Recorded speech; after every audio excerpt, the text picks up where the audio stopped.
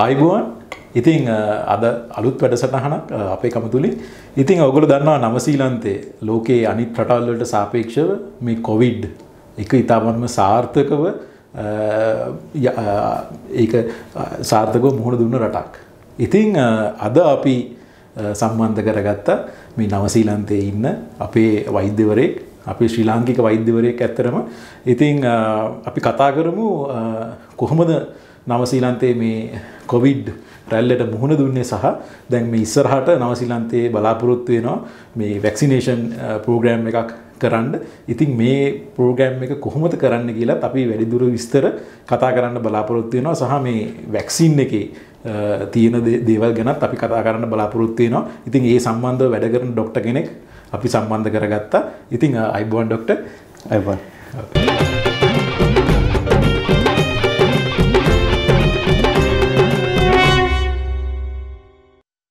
අපි නවසීලන්තයේ අනිත් ලෝකේ රටවල් වලට සාපේක්ෂව ඉතාමත්ම හොඳින් මේ කොවිඩ් රැල්ලට මුහුණ දුන්න රටක්. ඉතින් ඇයි එහෙම වුනේ? ඇයි මොකද්ද මේකට හේතු ડોක්ටර් දකින්න විදිහ? මම හිතන්නේ ඒක මේක පටන් ගත්තේ චීනෙන්. ඉතින් චීනෙන් මේ වෛරස් එක තව රටවල් කිහිපයකට ගිහිල්ලා මෙහෙට එනකොට ඒක ගැන පොඩි අවබෝධයක් මුලින් මම හිතන්නේ තියෙන්නේ නැති. ඊට පස්සේ රජයෙන් ඉක්මනටම ඒකට පිළියම යෙදුවා. ඒක මුලින්ම ලොක්ඩවුන් එකක් ආවේ නැහැ. ඒක ඒ වුණාට මම හිතන්නේ මුලින් ගොඩක් කලින්ම ඒගොල්ලෝ ඒකට පියවර ගත්ත හින්දා ඒක ඉක්මනටම මේ ඒකෙන් එන බලපෑම අඩු කරගන්න පුළුවන් වුණා හැබැයි. ඒත් එක්කම සෞඛ්‍ය හෙල්ත් මිනිස්ට්‍රි එකෙන් ගොඩක් ඒකට ආණ්ඩුවට රජයට සහයෝගයක් දුන්නා. ඒකෙන් ගොඩක් මේ ඒකෙන් එන බලපෑම් ප්‍රොබ්ලම්ස් අඩු කරන්න පුළුවන් වුණා. ඔව් ඒ වගේම මේ සාමාන්‍ය ජනතාවගෙන් ලැබුණු සහයෝගය ඊට පස්සේ ඒගොල්ලෝ දුන්න ඇඩ්වයිස් අනුව මාස්ක් එකක් පාවිච්චි කරන්න බේසික් දේවල් hand hygiene එක social distancing ඒවා ගොඩක් රූපවාහිනියෙන් හරි ටෙලිවිෂන් එකේ ගුවන්විදුලියේ හැමතැනම වෙබ්සයිට් වල ඒවා පෝස්ටර්ස් හැමතැනම මේකෙන් ප්‍රචාරය කළා. ඒකෙන් ඉතින්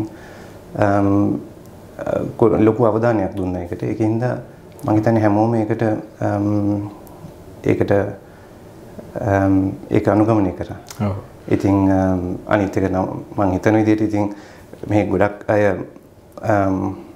ගොඩක් උගත් ඒත් එක්කම ගොඩක් දැනුවත් වෙනවා. ඉතින් ඒකින්ද ඒක ඉක්මනටම මර්ධනය කරගෙන නැහැ.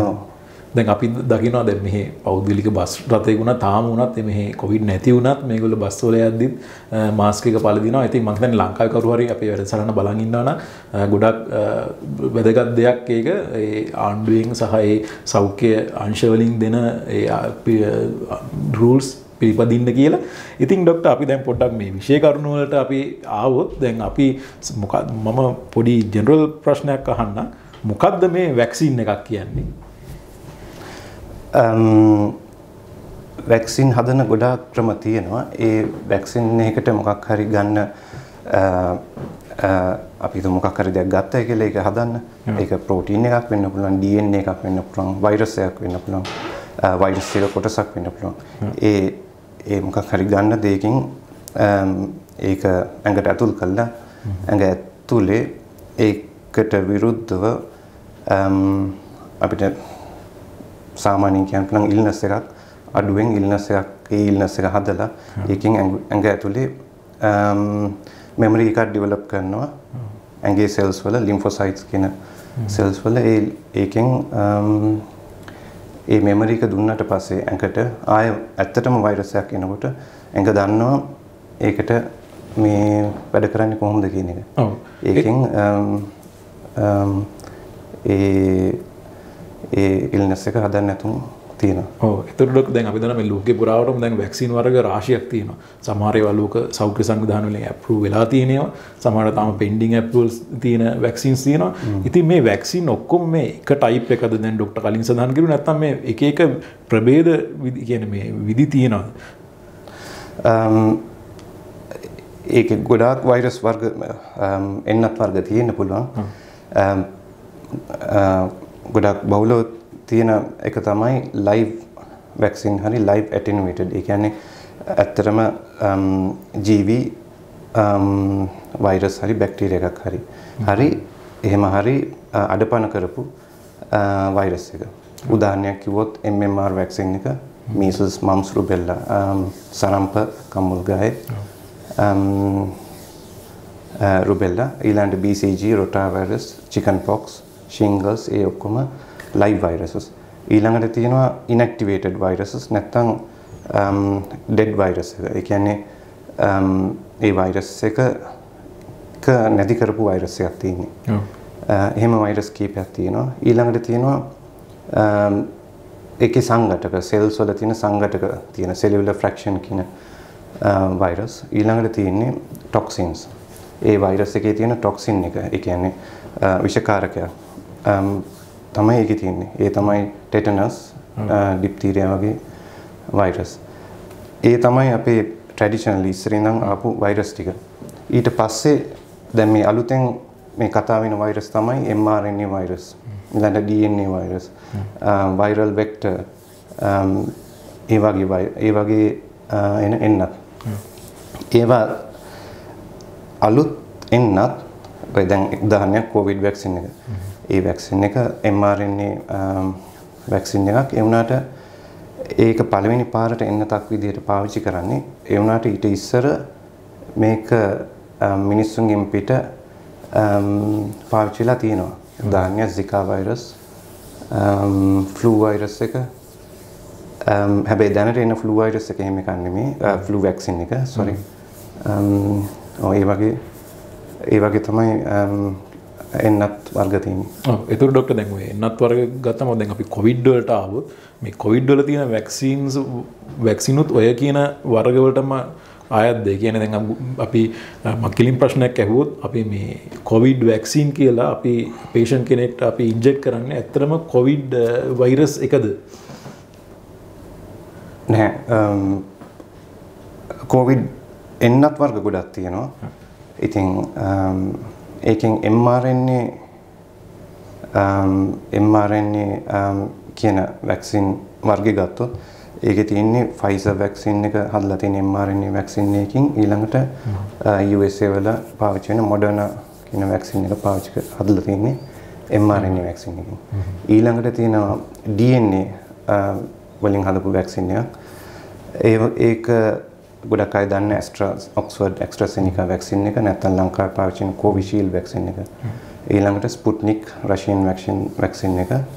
ඊළඟට ඇමරිකාවේ Johnson & Johnson. ඒවා තමයි viral vector කියන virus. ඊළඟ protein based vaccine තියෙනවා Novavax කියන එක.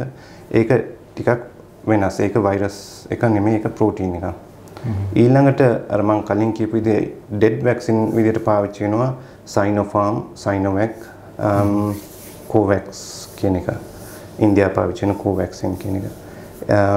මම හිතන්නේ ලංකාවේ පාවිච්චි කරන Sinopharm කියන vaccine එක. ඒක inactive vaccine එකක්. ඒ කියන්නේ virus එක මරපු dead virus එක. ඔව්. ඒතකොට basically mRNA vaccine and DNA vaccine තමයි තියෙන්නේ. ඔව්. ඒතකොට ඒක virus එකක් නෙමෙයි අපි inject කරන්නේ. හරි. හරි. ඒතකොට දැන් අපි දන්නවා දැන් මේ නවසීලන්තේ අපි vaccination program එකට මේ රජය සිලෙක්ට් කරලා තියෙන Pfizer කියන vaccine එක. ඉතින් මේ Pfizer vaccine එක USA product එකක්. ඒ වගේම මම දන්න විදිහට දැනට වැඩිපුරම effective ඒ කියන්නේ 95%කට වැඩි effective එකක් මේ virus එකේ මේ vaccine එකේ තියෙනවා. ඉතින් ડોක්ටර් අපිට මේ vaccine එක ගැන පොඩ්ඩක් වැඩි දුර විස්තර කතා කරුවොත් මේ විශේෂයෙන් මේ Pfizer vaccine එක ගැන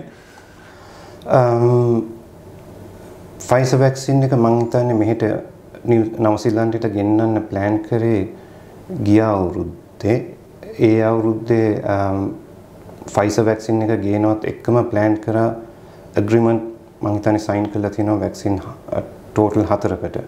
Pfizer vaccine එක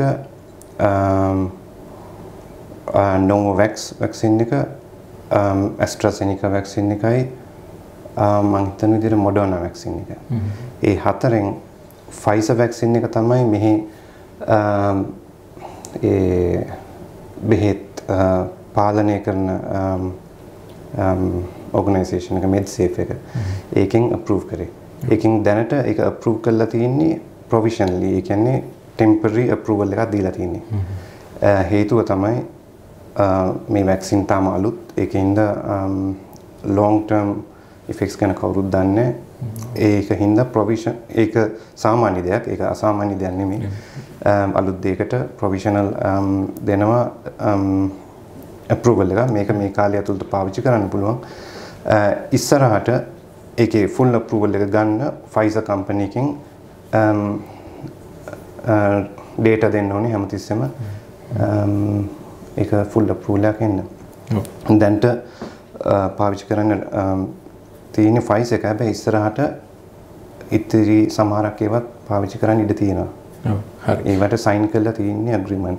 හැබැයි දැනට මුලින් plan කරාට වඩා Pfizer vaccine දැන් ගෙනල්ලා තිනවා 10 million වල. හරි. නියම අවශ්‍යලා තියෙන්නේ 5 million වලට ළඟ ගානක් population එකේ. ඉතින් 10 million vaccine ගෙනල්ලා තියෙනවා. හැබැයි ඒවා Pacific Islands වලට පාවිච්චි කරන්න යවනවා කියලා මම හිතනවා. හරි. එතකොට ડોක්ටර් මේ වැක්සින් එක මේ Pfizer වැක්සින් එක ගැන කතා කරුවොත් මේක කොච්චර දුරට මේක සාර්ථකද සහ මේකෙන් අපි කතා කරනවා side effects අපිට දන්නවා දැනට මේ වෙනකොට අපිට ලොකු data ප්‍රමාණයක් නැහැ මේ ලොකු සවිස්තර මේකට ඇනලිස්ට් එකක් දෙන්න. නමුත් දැනට තිබෙන දත්ත අනුව මේ Pfizer වැක්සින් එක කොච්චර දුරට සාර්ථක වැක්සින් එකක්ද? දැන් රටවල් 13ක මම හිතන විදිහට 13ක් හරි ඊට වැඩියෙන් හරි පාවිච්චි කරනවා. දැන්ට තියෙන data වලට අනුව මේ අවුරුද්දක විතර තියෙන data වලට අනුව 95ක හොඳ ප්‍රතිශතයක් තියෙනවා. වැක්සින් දෙකම අරන් සතියකට පස්සේ එන immunity level එක ගැන. අනිත් ඒවත් එක්ක compare කරද්දී අනිත් වැක්සින් Moderna vaccine එකත් USA වල ඒකත් 94ක විතර effectiveness එකක් තියෙනවා. ඊළඟට Covishield එක 70ක විතර තියෙනවා. හැබැයි ඒක දෙවනි වැක්සින් එකෙන් පස්සේ 90ක් දක්වා වැඩි වෙනවා කියලා කියනවා. හරි. එතකොට ડોක්ටර් මේ Pfizer වැක්සින් එකෙන් ඇත්තටම අපේ ශරීර අභ්‍යන්තර ක්‍රියාකාරීත්වය ගැන කතා කරුවොත් මොකද ඇත්තටම මේකේ වෙන්නේ? The Pfizer vaccine එක mRNA vaccine එකක් මුලින් කිව්වා වගේ. RNA එකක් කියන්නේ RNA DNA සමහර අහලා ඇති. ඒකට කියන්නේ genetic material. ඒ කියන්නේ ඇඟ හැදලා තියෙන සෛල වල තියෙන බේසික්ම මූලිකම දේ හැම දෙයක්ම පාලනය කරන හැම දෙයක්ම determine වෙන දේ තමයි RNA DNA. ඉතින් ඒක මිනිස්සුන්ටත් එහෙමයි හැම සතෙක්ටම සෛලයක් තියෙනවා සෛලවල RNA DNA තියෙනවා. ඒ RNA ඒකෙන් RNA වර්ගය තමයි mRNA messenger RNA කියන එක. ඒ messenger RNA එකෙන් තමයි ඒ වෛරස් එකේ තියෙන cover එකක් අගුල දැකලා ඇති මේ වෛරස් එක මේ ඉලෙක්ට්‍රොනික මයික්‍රොස්කෝප් එකෙන් පේන වෛරස් එකේ පොඩි කැලි තියෙනවා. ඒකට කියන්නේ ස්පයික්ස් කියලා. ඒ ස්පයික්ස් එක හැදලා තියෙන ප්‍රෝටීන් එක. ඒ ප්‍රෝටීන් එක හැදෙන ජෙනටික් කෝඩ් එක තියෙන ඒ mRNA එකේ. ඒ mRNA එකෙන් තමයි හදන්නේ. ඒ කෝඩ් එක තමයි වැක්සින් එකේ දෙන්නේ. ඒතකොට වෛරස් එකේ ප්‍රෝටීන් එකක්වත් නෙමෙයි දෙන්නේ. ඒ කෝඩ් එක. ඒ කෝඩ් එක ඇඟ ඇතුළට දෙනවා. ඒ දුන්නට පස්සේ ඇඟේ හදනවා ඒ ප්‍රෝටීන් එකට ඒ අර ස්පයික්ස් තියෙන කවර් එකට සමාන දෙයක් ඇඟ ඇතුලේ හදනවා. හදන්නේ හැබැයි කෝඩ් එකකින්. ඒක හැදුවට පස්සේ ඇඟට ඇඟේ ඒ වෛරස් එක වගේ දෙයක් තියෙනවා කියලා ඇඟට දැනෙන හින්දා ඇඟෙන් හදනවා මෙමරි එකක්. ඒ හදන්නේ ලිම්ෆොසයිට්ස් වලින්. ලිම්ෆොසයිට් T and B කියන දේවල්. ඒක ඇඟේ තියෙන රතු සුදු සෛල. ඒකෙන් හැදුවට පස්සේ තමයි ඒ ඉමුනිටි කියන එක එන්නේ. ඒක කාලයක් තිස්සේ තියෙනවා. අපි දන්නේ කොච්චර කාල තියෙනවද කියලා මේ වෛරස් එකට. මේ එන්නතර. හරි. හරි. දැන් ඒතකොට ඊළඟ ප්‍රශ්නේ ડોක්ටර් මේ වැක්සින් එකේ අන්තර්ගතය මොකද්ද? මේ වැක්සින් එක මොනවලින්ද නිෂ්පාදනය වෙලා තියෙන්නේ? මම කතා කරන්නේ ඔක්කොම කතා කරන්නේ ෆයිසර් වැක්සින් එක ගැන විතරයි. ඒකේ තියෙන්නේ ඒ ජීන් එක, ඒ කියන්නේ mRNA එක. ඒක මම දන්න විදිහට ප්‍රෝටීන් එකක් නෙමෙයි. ඒක නියුක්ලික් ඇසිඩ් එකක්. ඒකත් එක්ක ඒක ඇතුල් කරන්න ඒක තියාගන්න තව ෆැට් එකක්, ඒ කියන්නේ ලිපිඩ් එකක් තියෙනවා. ඊළඟට සුක්‍රෝස්, ඒ කියන්නේ සීනි වගේ දෙයක් තියෙනවා. ඊළඟට සෝල්ට් එකක් තියෙනවා, ඒ කියන්නේ ලුණු වගේ සංඝටකයක් තියෙනවා. ඒ හතර තමයි ඒකේ බේසික් සංඝටක ටික. ඒකේ ඇතුල් කරලා තියෙන එක කල් තියාගන්න, ඒක ප්‍රිසර්ව් කරලා තියාගන්න, ඒ වගේ දේවල් වලට. ඒකේ ඇතුල් වෙලා නැහැ animal products, ඒ කියන්නේ එක සත්ව කොටස් නැහැ. බිත්තර වගේ දේවල් නැහැ. මොකද ගොඩක් අය කියනවා ෆ්ලූ වැක්සින් එක මට එක් ඇලර්ජියක් තියෙනවා නම් ෆ්ලූ වැක්සින් එක ගන්න බෑ කියන එක. ඒක සමාන තරමක් දුරට හරි. හැබැයි ඒක සමාන අයට ගන්න පුළුවන්. ඒ වුණාට කොවිඩ් වැක්සින් එකේ බිත්තර සංඝටක නැහැ. animal products නැහැ, preservatives නැහැ. ඒකින්ද ගොඩක් අයට ගන්න පුළුවන්. හරි. දැන් අපි දන්නවා දැන් විශේෂයෙන්ම ලංකාවේ ජීවත් වෙන කට්ටියට දැන් මේ දවස්වල ඇත්තටම දැන් තුන්වෙනි වේව් එක ලංකාවට ඇවිල්ලා තියෙන්නේ. ඉතින් ඒගොල්ලන්ගේ තියෙන ඉමර්ජන්සි සිටුේෂන් එකත් එක්ක ඒගොල්ලන්ට දැන් වැක්සින් වර්ග කිහිපයකට යෑමට සිදු වෙලා තියෙනවා. ඉතින් ડોක්ටර් මේ ලංකාවේ දැනට පාවිච්චි කරන වැක්සින්ස් වර්ග මොනවාද? මම හිතන්නේ ලංකාවේ මට වඩා හොඳට දන්නවා ඇති. මම හිතන්නේ ඉතින් මුලින්ම ගෙනාවේ ඇස්ට්‍රාසෙනිකා වැක්සින් එක. ඒක ඉන්දියාවෙන් මම හිතන්නේ දුන්න තෑග්ග මුලින්. ඊට පස්සේ තමයි අනිත් වැක්සින්ස් ආවේ. හැබැයි ඇස්ට්‍රාසෙනිකා වැක්සින් එක දැන් ඉන්දියාවෙන් එන්නේ නැති නිසා ඉන්දියාවේ ප්‍රශ්න එක්ක දැන් ඉන්දියාවේ ගහන වැක්සින් එකට කියන්නේ ඇස්ට්‍රාසෙනිකා වැක්සින් එකට ලංකාවේ කියන්නේ කොවිෂීල්ඩ් කියලා. හැබැයි ඒක UK වල ගහන ඇස්ට්‍රාසෙනිකා වැක්සින් එකට වඩා වෙනසක් තියෙන්න පුළුවන් නිෂ්පාදනයේ. හැබැයි එකම වැක්සින් එක. ඊළඟට අනිත් වැක්සින්ස් තමයි Sinopharm ජැපනීස් එකක්, අනිත් එක ස්පුට්නික් රෂියන් වැක්සින් එක. ඒ ඔක්කොම ඒවා ඩෝසස් දෙකක් ගහන්න ඕනේ. අනිත් එක ලංකාවේ මම හිතන්නේ ෆයිසර් වැක්සින් එකත් ප්ලෑන් කරනවා ගහනවද දන්නේ නැහැ. ඔව්. ෆයිසර් වැක්සින් එකේ වෙනස්කම තියෙන අනිත් වැක්සින් වලට වඩා ඒකේ තියෙන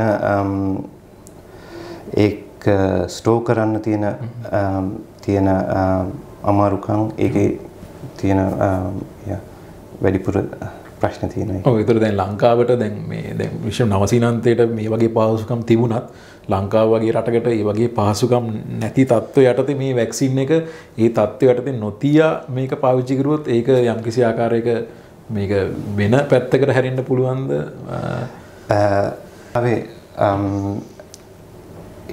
ෆයිසර් වැක්සින් එක ගහනවා නම් ඒක මම හිතනවා ඒගොල්ලෝ හරියට කරයි කියලා. මේ ඒකේ තියෙන ප්‍රමිතිය ගුණාත්මක බව හරියට රැක ගන්න ඒකේ ලොකු ක්‍රියාවලියක් තියෙනවා ඒකේ කරන්න. ඊට කලින් ඒක ඇඩ්මිනිස්ටර් කරද්දී ගොඩක් දේවල් තියෙනවා. ඒකින්ද ඒගොල්ලෝ හරියට කරයි කියලා මම හිතනවා. නැත්තම් ඒක ඉෆෙක්ටිව්නස් එකක් නැති වෙන්න පුළුවන්. ඔව්. හරි. අපි දැන් ડોක්ටර් අපි ආයේ එමු මේ නවසීලන්තේට මේ ෆයිසර් වැක්සින් එක ගැන. එතකොට මේ ෆයිසර් වැක්සින් එක දැන් අපි ඉස්සරහට දැන් සාමාන්‍ය ජනතාවට විශේෂයෙන්ම ඕක්ලන්ඩ් වල ඉන්න පේෂන්ට්ස්ලට අපි දැන් ඉන්නත් කරන්න පටන් ගන්නවා. එතකොට මේ වැක්සින් එක කාටද මේකට කැන්ඩිඩේට් කෙනෙක් වෙන්න පුළුවන් කාටද? අපි අහලා දෙනවා අපි විශේෂයෙන්ම අපි කතා කරමු ප්‍රෙග්නන්ට් කට්ටියට. එතකොට විශේෂ ලෙඩ තියෙන කට්ටියට සහ වයස සීමාවන් මොනවද අදාළ වෙන්නේ මේ වැක්සින් එකට කැන්ඩිඩේට් කෙනෙක් වෙන්නේ? මේක තාම ට්‍රයල් එකේ තියෙන නිසා සමහරක් කට්ටියට මේක ගන්න බෑ කියන්නේ ඒව ට්‍රයල් කරලා නැහැ. දැනට ට්‍රයල් කරලා තියෙන්නේ මේක මම හිතන්නේ ඊට කලින් කිව්වොත් හොඳයි මේ කලින් පරීක්ෂණ කරලා තියෙන්නේ මොනවද කියන එක ගැන. USA වල patients 44000කට මේක ට්‍රයල් කරලා තියෙනවා. ඒකෙන් පෙන්නලා තියෙනවා 90%කට ඒක ඉෆෙක්ටිව් කියලා. 90%ක් යනකම්.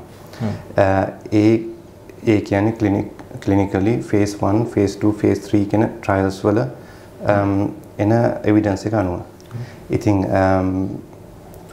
ඒ අනුව ඒකේ ඒ trial කරලා තියෙන්නේ අවුරුදු 16න් උඩ කට්ටියට විතරයි. ඒකෙන්ද කියනවා අවුරුදු 16න් උඩ විතරයි දැනට දෙන්න පුළුවන් කියන එක.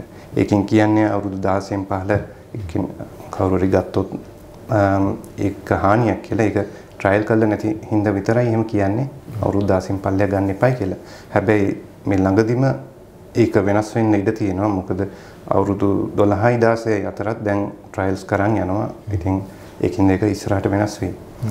ඊළඟට ගොඩක් අය අහන ප්‍රශ්න කීපයක් තියෙනවා ප්‍රෙග්නන්සි එකේදී දෙන්න පුළුවන්ද බැරිද කියලා එක. ඉතින් ඒකත් ඒ උත්තරෙමයි තියෙන්නේ. ඒක ට්‍රයල් කරලා නැහැ. ඒකින්ද දෙනවද නැද්ද කියන එක ඩිසයිඩ් කරන්න ඒකේ තියෙන රිස්ක් එකයි ගන්න එකේ තියෙන රිස්ක් එකයි බෙනිෆිට් එකයි මනලා බලන්න ඕනේ.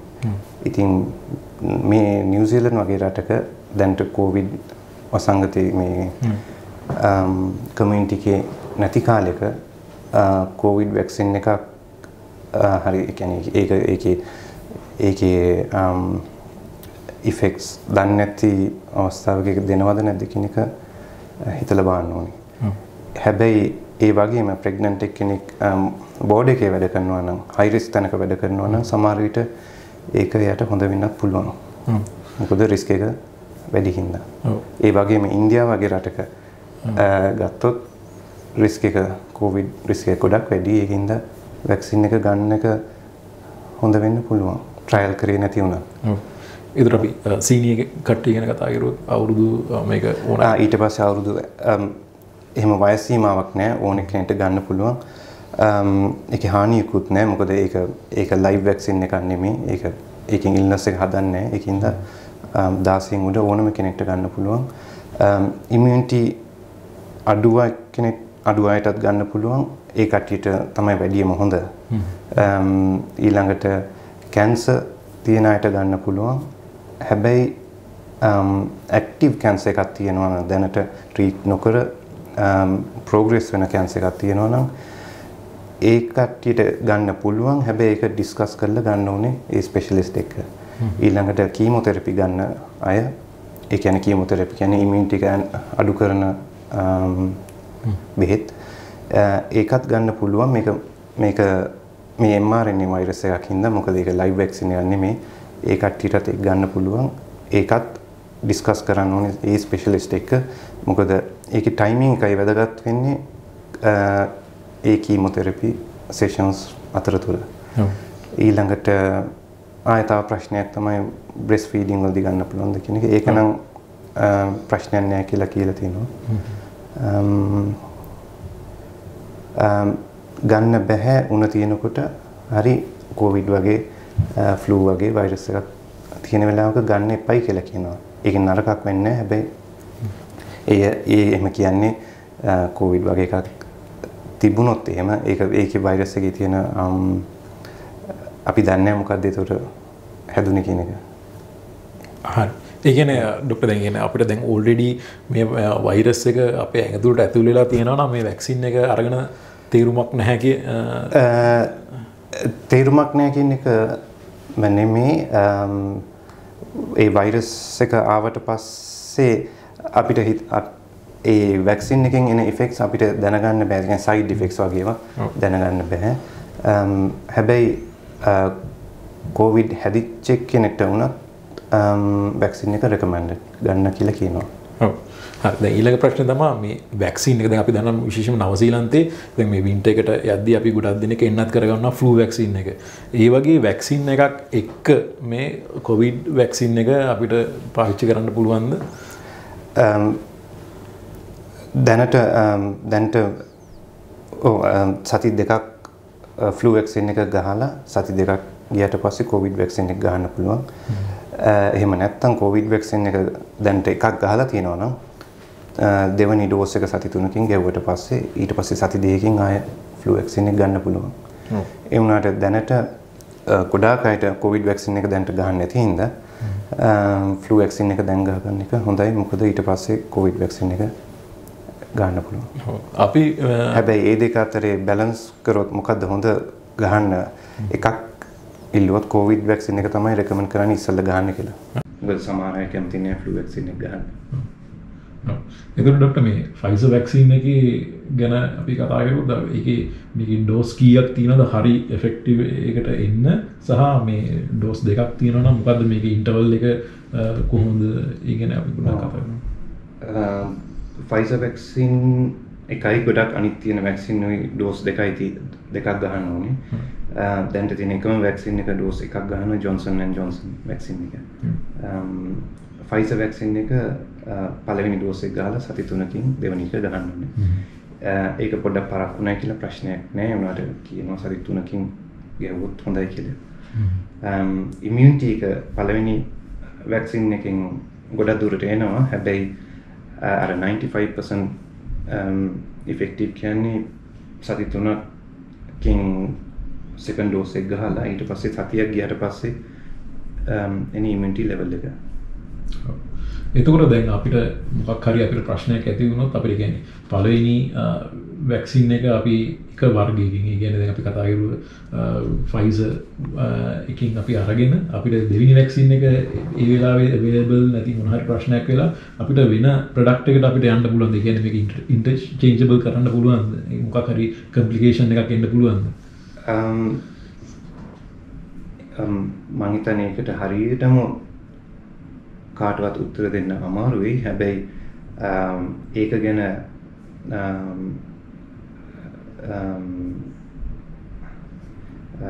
WHO වගේ වෙබ්සයිට් වල ලියලා තියෙනවා ඒක ගැහුවට ප්‍රශ්නයක් නෑ.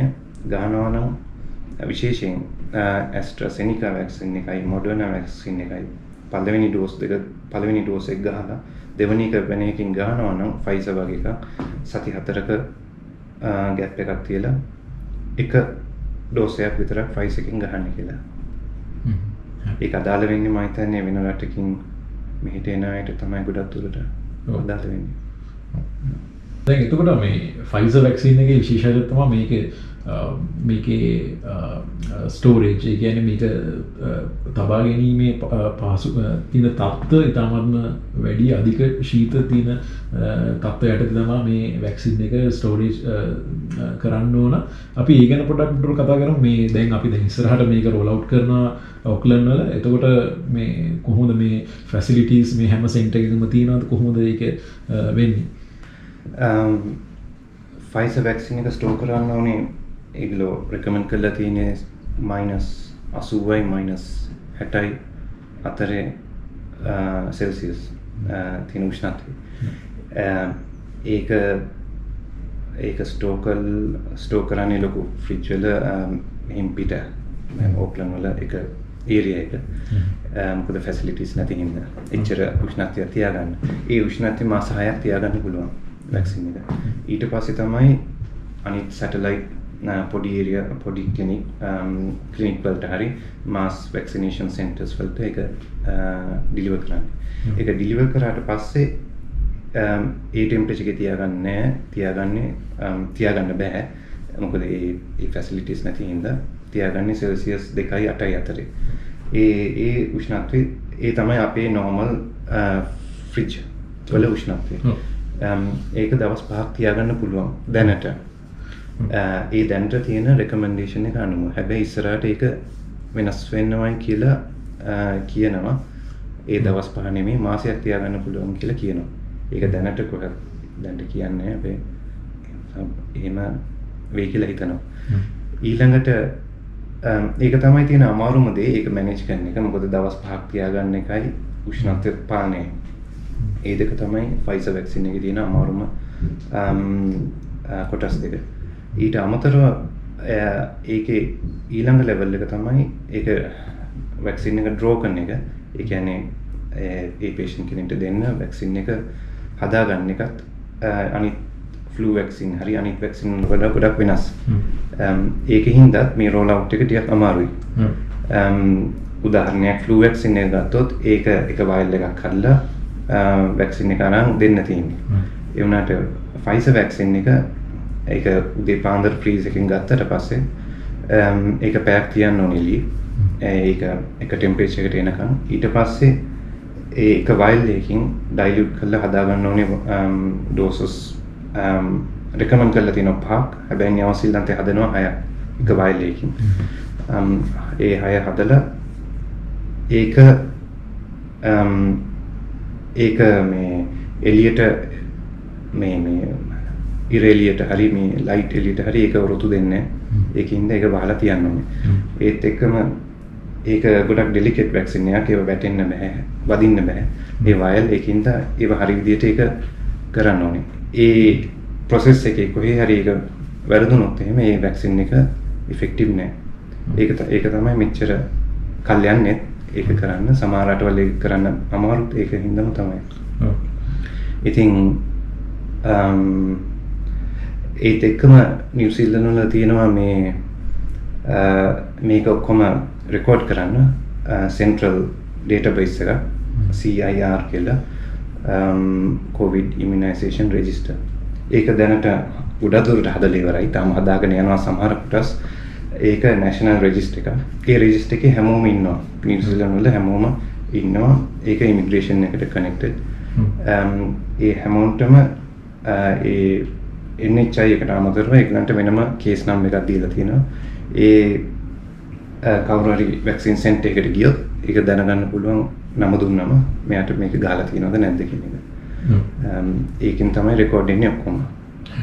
එතකොට ඩොක්ටර් දැන් අපි නිව්සීලන්ත වල අපි රෝල් අවුට් එක ගැන කතා කරුවොත් දැන් මේ වෙනකොට මම දන්න විදිහට විශේෂයෙන්ම ඕක්ලන්ඩ් වල සෞඛ්‍ය අංශය සහ මේ ෆ්‍රන්ට් ලයින් ඉන්න කට්ටිය සහ ඒගොල්ලෝගේ ෆැමිලිස් වලට දැනටම මේක ගහලා තියෙන්නේ. සහ දැන් ඉස්සරහට කොහොමද මේකේ රෝල් අවුට් ප්ලෑන් කරන්නේ? රෝල් අවුට් එක තියෙනවා කොටස් 4කට. group 1, group 2, group 3, 4. group 1 එක තමයි මේ border workers, MIQ facilities, ඒ වගේ front line. ඒක මම හිතන විදිහට 90% 95% ගහලා තියෙන්නේ. ඊළඟ ලෙවල් එකත් වැඩි දෙනෙක් ගහලා තියෙන්නේ group 2 එකේ. ඒ high risk community කට්ටිය ඒත් front line. ඊළඟට counties මනුකාව area එකේ ඕක්ලන්ඩ් වල තියෙන counties area එකේ ඉන්න over 65 Maori Pacific elderly ඒ population එකට වැඩි දෙනෙක්ට ගහගෙන යනවා. ඊළඟ level එක තමයි group 3 level එක. ඒක තමයි මැයි ඉඳන් ජූනි දක්වා ගහන්න plan කරලා තියෙන්නේ. ඒකට තමයි අදාළ වෙන්නේ ගොඩක් අය over 65 හරි වෙන medical condition තියෙන අය, pregnant ඒ කට්ටියට තමයි plan කරලා තියෙන්නේ group 3 එකේදී. group 4 තමයි over 16 අනිත් ඔක්කොම ගහන්න plan කරන්නේ ඒ end of July. මේ විදිහට roll out එක plan කරන්නේ ඒ risk එකේ තියෙන level එක අනුව. ඔව්. ඒතර මේ ડોක්ටර් දැන් කතා කරපු දේ ඕක්ලන්ඩ් වල විතරද නැත්නම් out of Auckland වල? මේක ඕක්ලන්ඩ් වල mainly තියෙන්නේ. out of Auckland වෙනම roll out plan එකක් තියෙනවා මම හිතන්නේ. ඒතර front line කට්ටියටත් වෙන research වගේ වෙන තැන් front line all New Zealand හැබැයි group 3 එනකොට ඒකේ මොකද population areas එහෙම වෙනස් වෙන හින්දා ඒ group 3 and 4 මම හිතන්නේ දින වෙනස් වෙනවා මම හිතන විදිහට. ඔව්. ඒතකොට මේ ඔක්ලන්ඩ් වල අපි අර කතා කරපු අර සබර්බ් එකේ මනු කව් ඒකෙන් හැර පිට ඉන්න සාමාන්‍ය කට්ටියට කවදා වෙද්දිද ඒගොල්ලන්ට මේක ගහන්න පුළුවන් කොහොමද ඒක වෙන්නේ? දැන් group 3 එකේ දැනට ගහන්න පුළුවන් අනිත් හැමෝටම over 65 හැමෝටම over 65 or Maori Pacific population ඉන්නයි ඒ හැමෝටම දැන් ගහන්න පුළුවන්. ඒ අවුරුදු 65ට අඩු කිසිම health problem එකක් නැති අයට පස්සේ තමයි ගහන්න plan කරන්නේ. ඒ මේ plan එකක් විතරයි rule එකක් නෙමෙයි. එහෙම ගොඩක් අය දන්නවා ඇති සමහර අය ඊට කලින් ගහගෙන තියෙනවා. ඉතින් එක වෙන ක්‍රම වලට ගිහිල්ලා ගහගන්න පුළුවන්. ඔව්. ඒක ડોක්ටර් දැන් මේක ගැන පස්සේ කියන්න පුළුවන් ඕනනම්. ඔව් මේකේ එක ප්‍රශ්නයක් මට එනවා දැන් අපි දැන් මේක ડોක්ටර් කලින් කිව්වා දැන් මේ සිස්ටම් එක ඉමිග්‍රේෂන් සිස්ටම් එකත් එක්ක කනෙක්ට් කරලා තියෙන්නේ කියලා. එතකොට මේ වැක්සින් එක ගහපු කෙනෙක්ට ඉස්සරහට මොකක් හරි ප්ලෑන් එකක් තියෙනවද මේකේ මොකද්ද ක්වොරන්ටයින් ෆ්‍රී විදිහට ට්‍රැවල් කරන්න පුළුවන් මොකක් හරි එහෙම දෙයක් තියෙනවද තාම එහෙම තොරතුරක් මම හිතන්නේ එහෙම එකක් තියෙයි කියලා. ඒක යන රට අනුව මම හිතන්නේ විදිහට වෙනස් වෙයි. වැක්සින් එක ගැහුවයි කියලා ක්වොරන්ටයින් ෆ්‍රී වෙයිද කියලා කියන්න අමාරුයි. උදාහරණයක් අපි ඉන්දියාවට යනවා නම් දැන් යන්න බෑ උනාට මම හිතන්නේ එනකොට ක්වොරන්ටයින් ෆ්‍රී වෙයි කියලා. මොකද ඒ තියෙන ස්ට්‍රේන්ස් වෙනස් ඒ තියෙන කොවිඩ් මියුටේෂන් චේන්ජ් වෙච්ච කොවිඩ් තියෙන එකකින්ද මේට එනකොට ආයම ක්වොරන්ටයින් වෙන්න වෙනවා. එතකොට ડોක්ටර් දැන් මේක අනිවාර්යයෙන්ම දැන් මේක end of July කියන්නේ ડોක්ටර්ස්ලා කියන්නේ මේ ඉන්න සෞඛ්‍ය අංශ දැනටමත් ඔයගොල්ලෝ ප්ලෑන් කරනවා ඇති මේක කොහොමද මේ ජෙනරල් කට්ටියට මේක දෙන්නේ කියලා. කොහොමද ඒක වෙන්නේ? කොහොමද මේ සෞඛ්‍ය අංශවල තියෙන ප්‍රිපරේෂන් එක කොහොමද ඒක සූදානම? මුලින් මේක ප්ලෑන් කරනකොට ප්ලෑන් කරේ අපිට වඩා උඩ ලෙවල් එකේ DHB මිනිස්ට්‍රි ලෙවල් එකේ. ඒක ප්ලෑන් කරේ border workers ලට ඒගොල්ලෝ ලොකු vaccination areas වලට ගිහිල්ලා තමයි ගෙවුවේ. ඒක ප්ලෑන් කරේ මිනිස්ට්‍රි වලින්. අපි ඉන්නේ GP level එකේ primary care level එකේ. ඒකට එනකොට ඔක්කොම වෙනස්. අපි කරන විදිහවල් වෙනස්, vaccinatorsලා වෙනස්, හැම එකම වෙනස් වෙනවා. එතකොට ඒක ඒගොල්ලෝ තාම ප්ලෑන් කරලා හරියටම කියලා නැහැ කොහොමද කරන්න ඕනේ කියලා. ඒ වුණාට සමහර ක්ලිනික්ස් දැන් පටන් ගන්නවා. දැන් අපේ ක්ලිනික් එක එන සතියේ වැක්සින් ගන්න පටන් ගන්නවා. ජෙනරල් ප්ලෑන් එකක් මේ group 1 2 3 4 කියන ප්ලෑන් එකේ group 3 level එකේ අයට ගන්න තමයි දැන්ට ප්ලෑන් කරන්නේ. කියන්නේ over 65 කට්ටියට. ඉතින් ඕක්ලන්ඩ් වල GP ක්ලිනික් මම දන්න විදිහට ප්ලෑන් කරලා තියෙනවා 13ක් හරි 16ක් හරි මුළු ඕක්ලන්ඩ් වලටම ඒ ටික විතරයි ප්ලෑන් කරලා තියෙන්නේ. දැනට ක්ලිනික් 2-3යි මම හිතන විදිහට සෙන්ට්‍රල් ඕක්ලන්ඩ් වල මේ සති දෙකේ පටන් ගන්න. එකකින් එකක් තමයි මේ ක්ලිනික් එක. හැබැයි මනුකාවීරයේ තව ක්ලිනික් කීපයක් තියෙනවා, මරායි එකක් තියෙනවා. ඒව ගන්නවා. හැබැයි මිනිස්ට්‍රි එකේ ඒගොල්ලෝ එවනවා ලින්ක් එකක්, ඉන්විටේෂන් එකක්. එතකොට ඒ ලින්ක් එකෙන් පුළුවන් මේක බුක් කරලා ළඟ තියෙන ක්ලිනික් එක තෝරලා ඒ ක්ලිනික් එකට ගිහිල්ලා ගහගන්න. හැබැයි GP ක්ලිනික් වලත් ගන්නවා නම් ඒ එන්රෝල් වෙලා ඉන්නවා නම් ඒ GP ක්ලිනික් එකේ ඒවෙන් ගන්නත් පුළුවන්. හැබැයි එන්රෝල් නැත්නම් ඒ කට්ටියට අනිත් GP ක්ලිනික් වලට ගිහිල්ලා ගහගන්න පුළුවන් බුක් කරලා. ඒක හැබැයි ඒක ඒ ක්ලිනික් වල තියෙන ප්ලෑන් එක අනුව තමයි ඒක කරන්න වෙන්නේ. ඒක ඒ ක්ලිනික් එක තමයි ඩිසයිඩ් කරන්නේ. ඒ ලෙවල් එකට එනකොට ප්ලෑන් එක හරියටම තාම හදලා නැහැ. එතකොට ඩොක්ටර් දැන් මේ වැක්සින් අපිට රෙජිස්ටර් වෙලා නැති කෙනෙක්, ඒ කියන්නේ මේ GP සෙන්ටර් එකට රෙජිස්ටර් වෙලා නැති කෙනෙක් එනවා නම් ඇවිල්ලා ගහ ගන්න ඕන නම් එයා මොන වගේ ඩොකියුමන්ට්ස්ද මොන වගේ රෙජිස්ට්‍රේෂන් එකක්ද මේක වෙන්න ඕන සහ මේ වැක්සිනේට් වුණාට පස්සේ එයාට හම්බෙන්න ප්‍රූෆ් එක මොකක්ද, මොන වගේ සර්ටිෆිකේට් එකක්ද අපි මේ කතා කරන ලෙවල් එක තාම හරියටම ප්ලෑන් කරලා නැති ලෙවල් එක. GP ලෙවල් එකේ ගහන එක ඒ වුණාට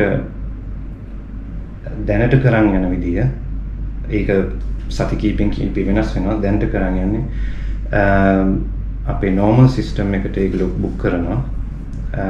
normal අපේ තියෙන practice management system එකට බුක් කරලා time එකක් දීලා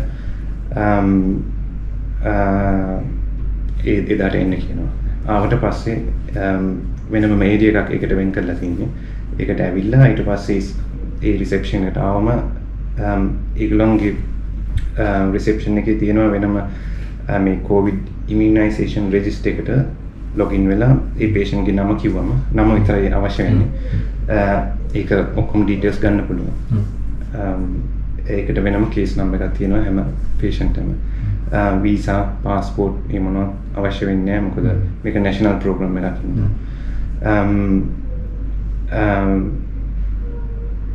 NHI එක තිබුණොත් හොඳයි. හැබැයි ඒකෙන් වෙනසක් වෙන්නේ නැහැ. ඒක හොයාගන්න පුළුවන්.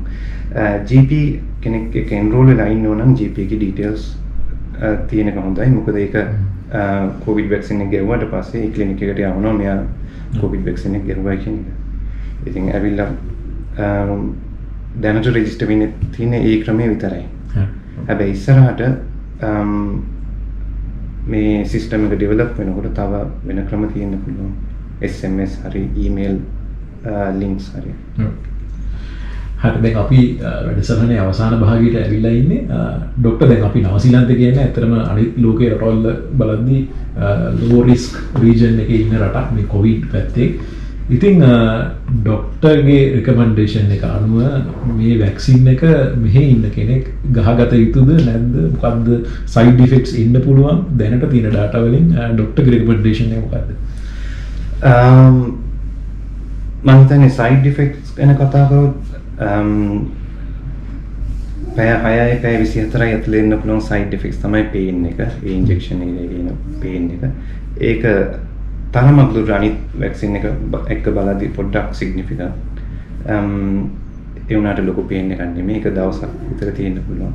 ඊට අමතරව හෙඩේක්, ඔළුවේ කැක්කුම, කැරකිලි ගතිය, පොඩ්ඩක් වමනේ ගතිය, නෝසිය ගතිය, ඒව තමයි common side effect පැය 6යි 24යි ඇතුළත. සමහරක් කට්ටියට දවස් දෙකක් යනකම් හරි ඊට පස්සේ දවස් දෙකකින් පස්සේ හරි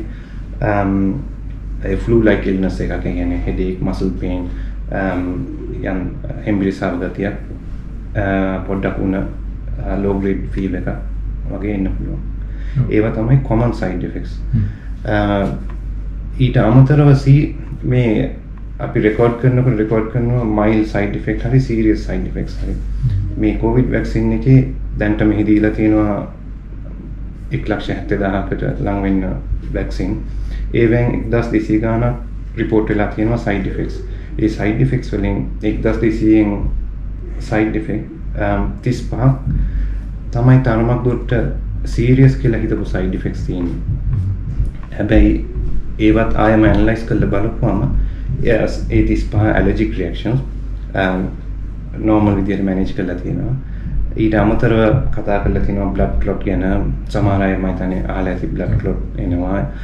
තව එක case එකක් appendicitis. හැබැයි තවත් එක case එකක් stroke එක. හැබැයි ඒවා අන්තිමට හොයලා බලනකොට ඒක vaccine එකට සම්බන්ධයක් නැහැ කියලා තීරණය කළා තියෙන්නේ. ඉතින් vaccine safety එක ගැන කතා කරොත් දැනට තියෙන data අනුව ඒක safe කියලා කියන්න පුළුවන්. හැබැයි long term trials කළා නැති හින්දා ඒ ගැන කතා කරන්න අමාරුයි. හැබැයි ඒ virus එක හදලා තියෙන විදිහත් අලුත්. ඉස්සර විදිහේ වෛරස් වගේ නෙමෙයි, එන්නත් වගේ නෙමෙයි. හැබැයි ඒ හින්දාම ඒකේ සේෆ්ටි එකත් ගොඩක් දුරට හොඳ වෙන්න ඕනි කියලා හිතනවා. මොකද ඒක හදලා තියෙන විදිය මේක වෛරස් එකක් නෙමෙයි හින්දා. අනිත් එක මම දැන් දෙවන් ඇහුවා මේ mRNA වෛරස් එක ඇඟට සෛලවලට ඇතුල් වෙනවද කියන එක. ඒක ඇතුල් වෙලා වෙනස්කමක් කරන්නේ නැහැ ඇඟේ තියෙන DNA වලට. ඒක ප්‍රූව් කරලා තියෙන්නේ. ඒකින්ද ජෙනටික් වෙනස්කම් ඇඟේ වෙන්නේ නැහැ කියන එක කියලා තියෙනවා. ඒකින්ද ඒක සේෆ්. හැබැයි නව ශ්‍රීලංකාවේ තියෙන රිස්ක් එක අඩු හින්දා සමහර අය හිතනවා මේක ගහන්න අවශ්‍යද කියන එක. ඒ විදිහට හැබැයි හැමෝම හිතුවොත් මං හිතන විදිහට ඉස්සරහට බෝඩර්ස් ඇරලා මේට කොවිඩ් වෛරස් එන එක ආවොත් ඒක අනිත් පැත්තට යන්නත් පුළුවන්. හරි. එහෙනම් අපි දැන් වැඩසටහනේ අවසානයට ඇවිල්ලා තියෙන්නේ. බොහොම ස්තුතිවන්ත වෙනවා ડોක්ටර්ට. ඉතින් මේ ડોක්ටර් බොහොම කාර්යබහුල අවස්ථාවකදී අපි සම්බන්ධ කරගත්තේ. මොකද අපි නව ශ්‍රීලංකාවේ දැන් ඉස්සරහට එන වැක්සින් රෝල් අවුට් එකත් එක්කම. ඉතින් ඔබට නැවත වරක් ස්තුතිවන්ත වෙනවා ડોක්ටර්.